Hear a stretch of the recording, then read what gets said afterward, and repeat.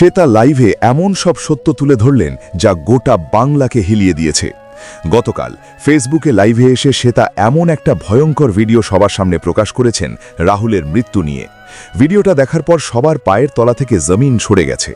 আসলেই এমন একটা ভিডিও আপনারা এখন দেখতে চলেছেন, তারপর আপনাদের নিজের চোখও বিশ্বাস হবে না। কিছুদিন আগে আমরা জানতে পারি যে শ্বেতাকে ঘরবন্দি করে রাখা হয়েছিল, কথা বলতে দেওয়া হয়নি। আর এখন যখন শ্বেতা বাইরে এলেন, এসেই এমন বলো ফাটালেন যে প্রোডাকশন হাউস কাঁদতে কাঁদতে কুল পাচ্ছে না। লাইভে কেঁদে কেঁদে শ্বেতা বললেন, প্রভাবশালী মহল আমাকে গৃহবন্দী করেছে, রাহুলের হত্যার সত্যি বলতে দিচ্ছে না। তিনি ফাঁস করলেন একটা গোপন ভিডিও, যাতে দেখা যায় রাহুল কিভাবে ডুবে যাচ্ছিলেন, আর ইউনিটের লোকেরা শ্বেতাকে তো উদ্ধার করল, কিন্তু রাহুলকে 2 ঘন্টা পর্যন্ত খোঁজাই করেনি। শ্বেতার চোখের নিচে কালো দাগ, নির্ঘুম রাতের চিহ্ন। তিনি বললেন, চোখ বন্ধ করলেই দেখি রাহুলের সাহায্য চাইতে বাড়ানো হাত, যা আমি ধরতে পারিনি। এই ভিডিওতে স্পষ্ট যে শুটিংয়ের সময় ঢেউয়ে পড়ে যাওয়ার পর রাহুলকে ইচ্ছে করে না বাঁচানো হয়েছে। প্রোডাকশনের লোকেরা নাকি রাহুলের সাথে ব্যক্তিগত শত্রুতা রাখত, তাই এমনটা করেছে। এই ফাঁসের পর পুলিশ আবার তদন্ত জোরদার করেছে। সে তার ফাঁস করা সেই ভিডিওটি এখন দেখে নেব।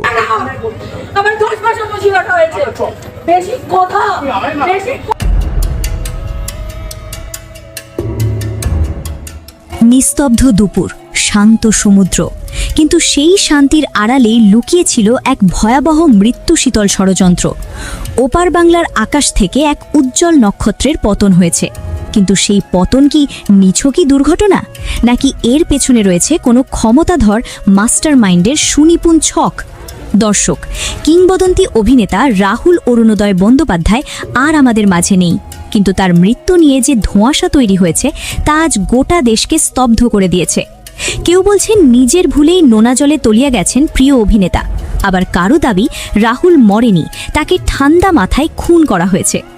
আজকের এই বিশেষ প্রতিবেদনে আমরা সেই মুখোশধারী শয়তানদের নাম উন্মোচন করতে চলেছি, যারা শুটিংয়ের নাম করে রাহুলকে নিয়ে গিয়েছিল তালসারির সেই অভিশপ্ত সমুদ্র সৈকতে। কারা সেই আপনজন যারা আসলে ছিল ছদ্মবেশী ঘাতক? আজকের ভিডিওতে আমরা সেই মাস্টার মাইন্ডের পরিচয় ফাঁস করব, যে এখন দরবেশের সাজে লোকচক্ষুর আড়ালে থাকার চেষ্টা করছে। তবে সত্য চাপা থাকবে না। রাজনীতির গোল টেবিল থেকে শুরু করে স্টুডিও পাড়ার কান্না, সব কিছুর আড়ালের সত্যটা জানতে ভিডিওটি শেষ পর্যন্ত দেখুন, কারণ আজ আমরা এমন কিছু নাম উচ্চারণ করব যা শুনলে আপনার পায়ের তলার মাটি সরে যাবে। রাহুলের মৃত্যুর পর থেকেই টলিউড উত্তল। বিচারের দাবি পেয়ে সবাই এককাঠা হওয়ার কথা থাকলেও বাস্তবে দেখা যাচ্ছে উল্টো চিত্র। সম্প্রতি টেকনিশিয়ান স্টুডিওতে বসেছিল এক জরুরি বৈঠক। টলিউডের নামিদামি অভিনেতা, অভিনেত্রী এবং টেকনিশিয়ানরা সেখানে উপস্থিত ছিলেন, কিন্তু সেই বৈঠক রূপ নিল রণক্ষেত্রে। সবচেয়ে বড় চমক ছিল জনপ্রিয় অভিনেত্রী শ্রীলেখা মিত্রের আচরণ। কেন তিনি মাঝপথে মিটিং ছেড়ে কান্নায় ভেঙে পড়ে বেরিয়ে গেলেন? কেন তার চোখ মুখে ছিল তীব্র ক্ষোভ আর ঘৃণা? সূত্র বলছে, শ্রীলেখা যখন ইন্ডাস্ট্রির ভেতরের নোংরা রাজনীতি আর রাহুলের মৃত্যুর পেছনের সত্যগুলো নিয়ে মুখ খুলতে শুরু করেন, তখনই তাকে থামিয়ে দেওয়ার চেষ্টা করা হয়। শ্রীলেখা মিত্র বরাবরই স্পষ্টভাষী। তিনি অভিযোগ তুলেছেন, ইন্ডাস্ট্রির কয়েকজন প্রভাবশালী ব্যক্তি রাহুলের মৃত্যুর ঘটনাকে ধাপাচাপা দেওয়ার চেষ্টা করছেন। তিনি যখন একের পর এক নাম ধরে আক্রমণ করছিলেন, তখন স্টুডিওর পরিবেশ উত্তপ্ত হয়ে ওঠে। শ্রীলেখার দাবি, কাজ না পাওয়া, কোণঠাসা করে রাখা এবং অবশেষে এই রহস্যময় মৃত্যু সবই একই সুতোর গাঁথনি। কিন্তু হায়, সত্য বলার অপরাধে তাকেই অপমানিত হয়ে অশ্রুসিক্ত চোখে স্টুডিও ছাড়তে হলো। এটি কি কেবল শ্রীলেখার ব্যক্তিগত ক্ষোভ, নাকি তিনি এমন কিছু জানেন যা ফাঁস হলে টলিউডের বড় বড় রাঘব বোয়ালদের জেল খাটতে হবে? দর্শক, আসলে মিটিংয়ের ভেতরে ঠিক কী ঘটেছিল? বিশ্বস্ত সূত্রে জানা গেছে, শ্রীলেখা মিত্র যখন সরাসরি ঋতুপর্ণা সেনগুপ্তা এবং প্রসেনজিৎ চ্যাটার্জির বিরুদ্ধে দীর্ঘদিনের পুঞ্জীভূত ক্ষোভ উগরে দিচ্ছিলেন, তখনই মেজাজ হারান বুম্বাদা খ্যাত প্রসেনজিৎ। পরিস্থিতির নিয়ন্ত্রণ যখন হাতের বাইরে চলে যাচ্ছিল, ঠিক তখনই টেবিলের ওপর উঠে দাঁড়ান রাহুলের স্ত্রী অভিনেত্রী প্রিয়াঙ্কা সরকার। প্রিয়াঙ্কার চোখে তখন জল, কণ্ঠে হাহাকার। তিনি চিৎকার করে সবাইকে থামিয়ে দিয়ে বলেন, আমরা এখানে কেন জড়ো হয়েছি? আমার একটা ছোট বাচ্চা আছে, সে প্রতিদিন জানতে চায় তার বাবা কেন আর ফিরে আসবে না। তার বাবার সাথে সেদিন ঠিক কী হয়েছিল? আমি আমার ছেলেকে কি জবাব দেব? প্রিয়াঙ্কার এই আর্তনাদে এক মুহূর্তের জন্য পুরো হলরুম স্তব্ধ হয়ে যায়। কিন্তু প্রশ্ন হলো, যেখানে একজন স্ত্রী তার স্বামীর হত্যার বিচার চাইছেন, সেখানে টলিউডের অন্য তারকারা কেন নিজেদের ইগো আর ক্ষমতা নিয়ে কামড় কামড়িতে ব্যস্ত? কেন বিচারের বদলে শুরু হয়েছে কাদা ছোড়াছুড়ি? দর্শক, এখানেই লুকিয়ে আছে আসল রহস্য। যখন কোনো বড় সত্য ঢাকা দিতে হয়, তখনই এমন বিশৃঙ্খলা সৃষ্টি করা হয় যাতে মূল ইস্যু থেকে মানুষের নজর সরে যায়। এবার আসা যাক সেই প্রসঙ্গে যা শুনলে আপনারা চমকে উঠবেন। টলিউডের বাণিজ্যিক সিনেমার রাজা, কোটি ভক্তের নয়নের মণি জিৎ, গ্রাসরুট এন্টারটেইনমেন্টের মালিক এবং আর্টিস্ট ফোরামের অন্যতম প্রধান এই ব্যক্তি কেন রাহুলের মৃত্যু নিয়ে রহস্যজনকভাবে নীরব? রাহুলের মৃত্যুর পর থেকে দেব থেকে শুরু করে প্রায় সব তারকা সোশ্যাল মিডিয়া বা সরাসরি শোক প্রকাশ করেছেন, বিচারের দাবিতে সোচ্চার হয়েছেন। কিন্তু জিৎ যেন এক অদ্ভুত মৌনতা অবলম্বন করে আছেন। কেন? তিনি কি তবে এমন কিছু জানেন যা প্রকাশ পেলে তার সাম্রাজ্য কেঁপে উঠবে, নাকি তিনি এই মাস্টার মাইন্ডের ছাতার মতো আগলে রাখছেন? মনে রাখবেন দর্শক, জিৎ শুধু একজন অভিনেতা নন, তিনি ইন্ডাস্ট্রির অত্যন্ত প্রভাবশালী একজন ব্যক্তি। তার ইশারা ছাড়া অনেক কিছুই ঘটে না। যেখানে দেব নিজের সবটুকু দিয়ে রাহুলের পরিবারের পাশে দাঁড়িয়েছেন, সেখানে জিতের এই অনুপস্থিতি কি স্বাভাবিক? সোশ্যাল মিডিয়ায় এখন একটাই প্রশ্ন ঘুরপাক খাচ্ছে, জিৎ কি তবে রাহুলের বিচার চান না, নাকি তিনি পর্দার পেছনের সেই সত্যটা জানেন যা সাধারণ মানুষের জানার বাইরে? তদন্তের সুই কিন্তু ধীরে ধীরে এই প্রভাবশালী মহলের দিকেই ঘুরছে। দর্শক, রাহুল অরুণোদয় বন্দ্যোপাধ্যায় কেবল একজন অভিনেতাই ছিলেন না, তিনি ছিলেন একজন শিল্পী। তার অভিনয় দক্ষতা তাকে অন্যদের থেকে আলাদা করেছিল। মৃত্যুর কিছুদিন আগে এক সাক্ষাৎকারে তিনি মজার ছলে বলেছিলেন, টলিউডে আমার যে রেকর্ড আছে তা দেব বা জিতেরও নেই। তিনি বুঝিয়েছিলেন তার বৈচিত্র্যময় অভিনয়ের কথা। একদিকে তিনি ইন্দুবালা ভাতের হোটেলে এক বৃদ্ধার ছেলের চরিত্রে অভিনয় করেছেন, আবার অন্যদিকে ছোট পর্দার ঠাকুরমার ঝুলিতে দাপুটে পুলিশ অফিসারের চরিত্রে অভিনয় করেছেন। তিনি একই সাথে নায়ক এবং চরিত্রাভিনেতা হিসেবে নিজেকে প্রতিষ্ঠিত করেছিলেন। তার সহ অভিনেত্রী শ্রাবন্তী চ্যাটার্জি স্মৃতিচারণ করতে গিয়ে কান্নায় ভেঙে পড়েন।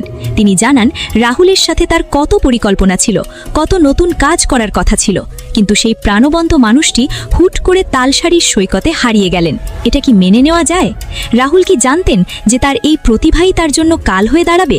ইন্ডাস্ট্রির ভেতরের ঈর্ষা কি তবে একজন প্রতিভাবান প্রাণ কেড়ে নিল? দর্শক, আমরা আজ যে সত্যগুলো আপনাদের সামনে আনছি তা হয়তো অনেককেই বিচলিত করবে। টলিউড ইন্ডাস্ট্রির ইতিহাস সাক্ষী আছে, এখানে অনেক মৃত্যুই শেষ পর্যন্ত দুর্ঘটনার তকমা দিয়ে ধাপাচাপা দেওয়া হয়েছে। রাহুল হত্যাকাণ্ডের বিচারের দাবিতে আজ যারা রাজপথে নামছেন, তাদের অনেকেই হয়তো কিছুদিন পর টাকার কাছে বিক্রি হয়ে যাবেন। এটাই রূঢ় বাস্তবতা। ক্ষমতা আর অর্থের দাপটে সত্যকে মিথ্যে বানানো এখানে সময়ের ব্যাপার মাত্র। কিন্তু আমরা পিছু হটব না। আমরা দায়িত্ব নিয়েছি এই হত্যার পেছনের আসল মুখগুলোকে টেনে বের করার। আমরা জানি তালসারির সেই শুটিং স্পটে কারা কারা উপস্থিত ছিল। আমরা জানি কারা রাহুলকে গভীর জলে নিয়ে যাওয়ার পরিকল্পনা করেছিল এবং কারা সেখানে লাইফ গার্ড বা নিরাপত্তার কোনো ব্যবস্থা রাখেনি। রাহুলের মৃত্যু কি সলিল সমাধি নাকি সুপরিকল্পিত মার্ডার? এই রহস্যের জট খুলতে শুরু করেছে।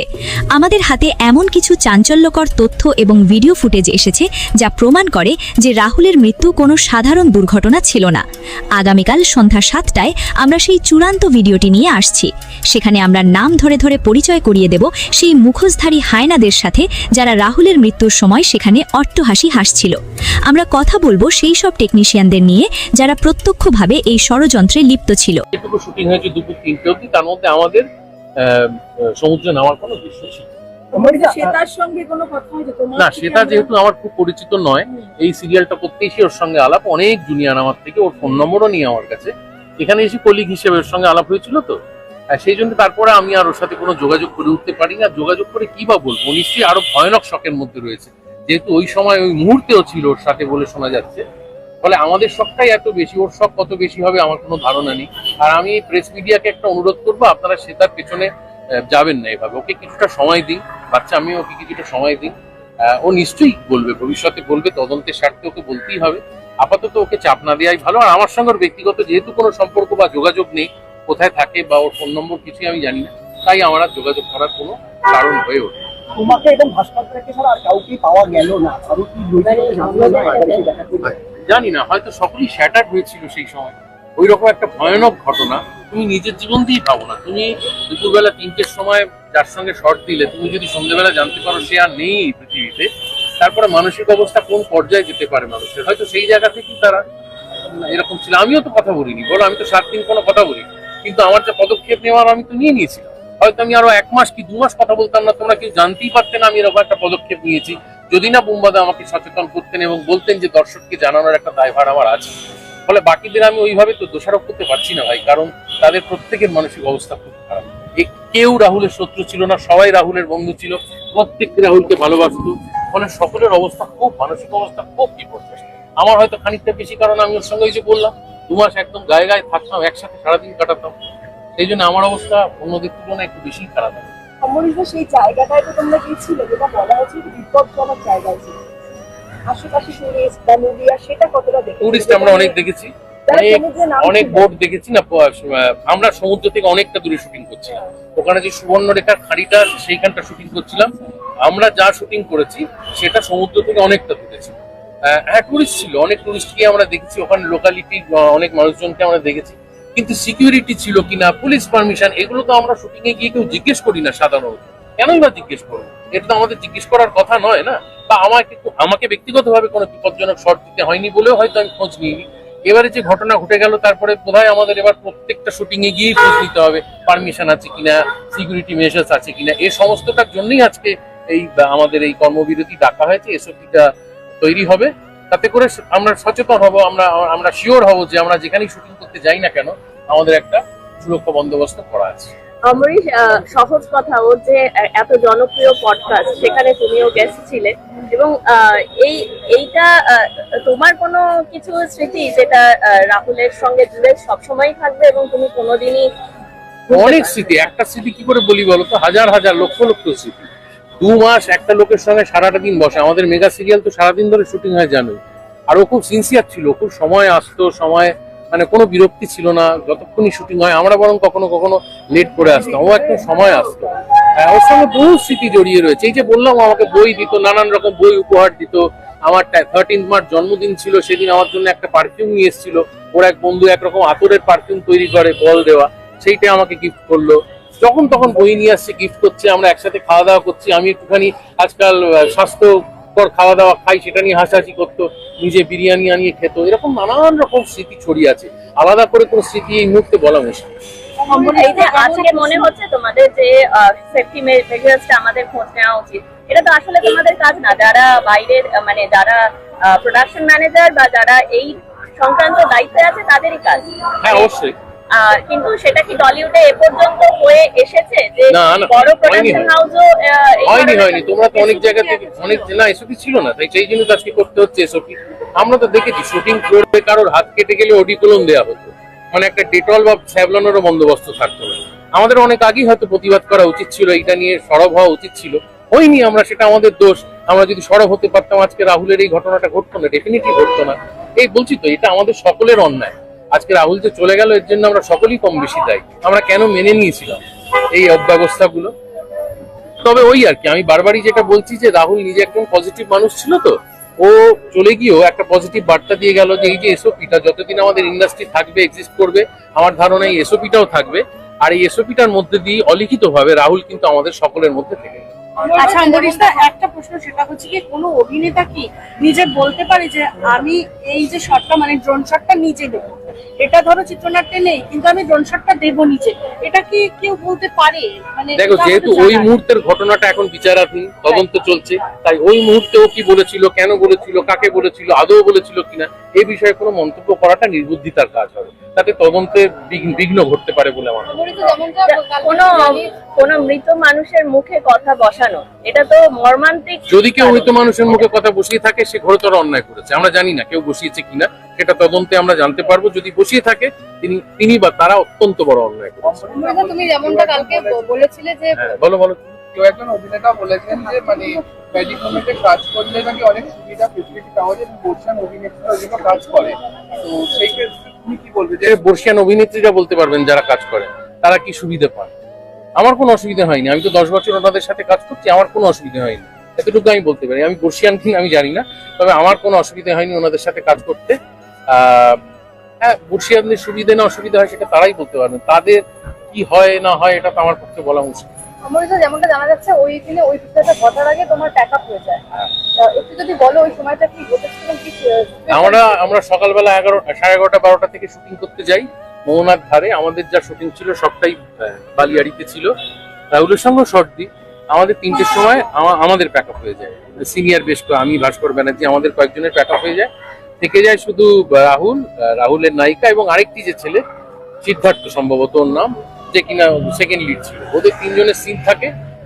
আমরা চলে আসি হোটেলে, হেসে আমরা রেডি টেডি হয়ে 5টা-5:15টার মধ্যে আমরা রওনা দিই। দুটো গাড়ি কলকাতার উদ্দেশ্যে রওনা দিয়ে দেয়। আমরা মাঝ পথে আসি যখন, প্রায় কোলাঘাটের কাছে, বা এক্স্যাক্টলি মনে নেই কোন লোকেশন, সেখানে এসে আমরা খবর পাই যে ও একটা অ্যাক্সিডেন্ট হয়েছে, ও আর নেই। আচ্ছা, আরো একটা বিষয় যেটা বারংবার আছে, তুমি কেন এতদিন কথা বলোনি হঠাৎ করে? আমি আবারও বলছি যে আমি আমার যে পদক্ষেপ নেওয়ার ম্যাজিক মোমেন্টস এর সাথে সমস্ত সম্পর্ক, যে গত 10 বছরের ওদের সঙ্গে আমার কাজের সম্পর্ক, সেটা আমি ছিন্ন করে দিয়েছিলাম রাহুলের মৃত্যুর ঘটনার একদিনের মধ্যে।